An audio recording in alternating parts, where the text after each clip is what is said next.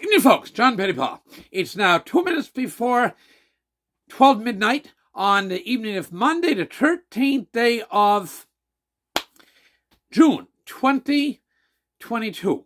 It's a tribute to my late neighbor, and she's the oldest. There's some approaching her, but she was the oldest resident of Tracadie, Rita J. DeLorey, who died on Sunday morning, early Sunday morning at St. Martin's Hospital in Antigonish. I think it's very interesting that she died on a Sunday. I always feel there's something special about people dying on a Sunday.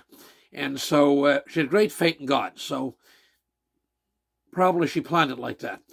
She died 5.5 days. This Friday, the 17th, would have been her 100th birthday.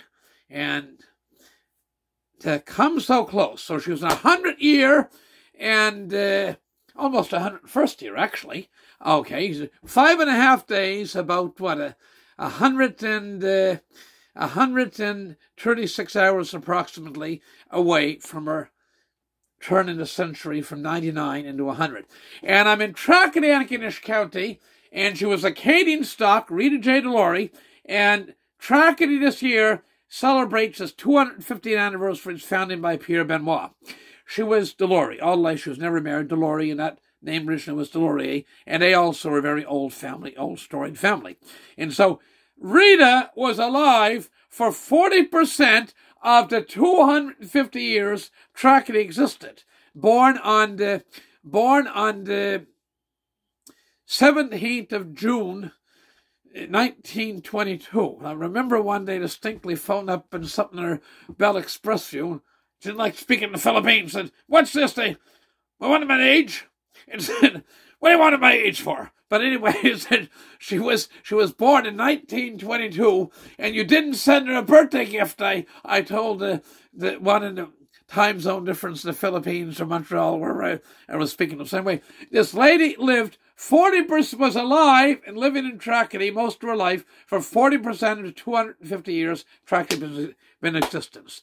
And a lesson one can learn from her life. She was very good to her parents. She's the sister of late Charlie Eddie DeLorey. Actually, was the last one left in her family. Russell, Charlie, gentleman drove the trucks on Harriet, names for it, tip my tongue. All her sisters, Jean was in Boston, and she was the last one left in the family. And many lived very old. Okay, so to take and she lived the oldest. And I'm told, though, one of her nephews told me there's a DeLorey that lived to something like 103, 104. So there's probably be a great grandmother or aunt to her father or something. So she was Rita.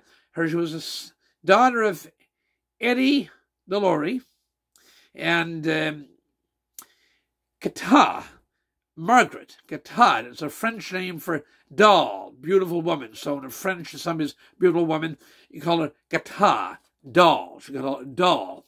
And so anyway, she takes and knew her for years. I didn't know the father well. The father died. I remember going picking raspberries. You see him out on the steps sitting on a Sunday afternoon, you wave. He seemed like a very reserved man. And her mother lived older than the father. I think the father was in mid to late 70s when he died. Mother, I think, was 83 when she died. And she had diabetes. And at one point, her mother suffered from a health issue, and Rita was working in Ontario. And I think there was something with electrical cord on. I think it was either curling irons, toasters, irons, whatever. She worked in a place that made electrical appliances. A lot of that stuff is made overseas now, or was. Supply chains coming home now. And she came home to look after her mother, to restore her mother to good health. Then she worked in the fish plant in Mulgrave, and she drove. And she looked after her father and her mother. I used to sell Regal, Amway, Personal Shoppers Catalog and Amway. And every month they'd buy something, very good customer. And her mother was very demanding her. She was, Rita, and poor lady, her mother had one leg amputated because she had diabetes. And later in life, I think, in fact, she had both legs amputated. But she was very demanding, Rita, but Rita patiently looked after her mother very well. So it's a lesson for everybody. When people are so apt in some cases, not all, but in some, parents are older, mummy dies, shift daddy off to nursing home somewheres, daddy dies, ship mum off to nursing home. But she faithfully looked after both her parents. And right-hand man to Frank Sobey made a comment, nobody can be truly happy unless they're busy. And she lived on her own. She still lived in her house till basically in good health till last maybe 6 months, year of her life, literally. And quite robust health. So you take and not always the easiest lady to please. One of her neighbours used to plough for her and told me I first came back to tractor, there's no pleasing her. Well, I don't know if it's not quite that bad, but he'd go there to the tractor and he'd have the plough or something, a snowblower on the back and nick the lawn, but you can't, you're out in the cold and the wind and everything, the middle of winter, the snow's blowing on you. But anyway, plough the yard. And I remember one time bringing one year against something, it was her birthday. Next year, said that might please her. Get her a pie from a lady who makes lovely homemade pies. And next day, and I brought the mail and she told me, I can make as good pie myself. Well, I says, Rita, you are a good baker and good cook. And that time, by two meals to Parish Hall, they have a wonderful lady and her a wonderful band of volunteers put meals on. Sometimes a constant meal, but I go for the meal takeout. So 2 for her, 1 for Rita. So she says, "That all you get for $10?" But it was a treat. So I think part of that was reflection that her mother was so demanding her. But she was a good lady. She had great faith, very good lady. She had great faith in God. She was very frugal. There was no waste. Her father, through politics, lost his job and the parties changed, and it was highway or whatever it was, and that was nasty. And that thing persists even this day. Okay, lost his job because the politics has changed. And so he supported the family and the farm and kept all the family together and well fed and so on. But resourcefulness, very resourceful. No waste. No waste. If there's any table scraps left over, throw them out and crows would eat them. So nothing went to waste. But she was a remarkable lady. Great faith in God. Liked her game shows, like certain music on the game shows, talk shows, but faithful viewer to daily TV Mass in later years, and she couldn't get us readily to the regular Mass. And a remarkable lady. You have to sum up, really, you can say, extremely devoted to both her parents, late Eddie DeLorey and her mother, Gata, Margaret, but they called her Gata. Okay, that's a name for French doll, beautiful woman. And so that's remarkable. And the fact that she lived on her own, independent, that's another key point I want to make. Nobody can be truly happy unless they're busy. And so there was a light bill of hay, or groceries to be bought, or check the flyers for specials, or this to be done. And as a result, she was always busy. People cannot be warehoused like an animal that you feed, you milk the cows twice a day, or feed the chickens, or cows or horses, whatever, 2 or 3 times a day. They have to have challenges.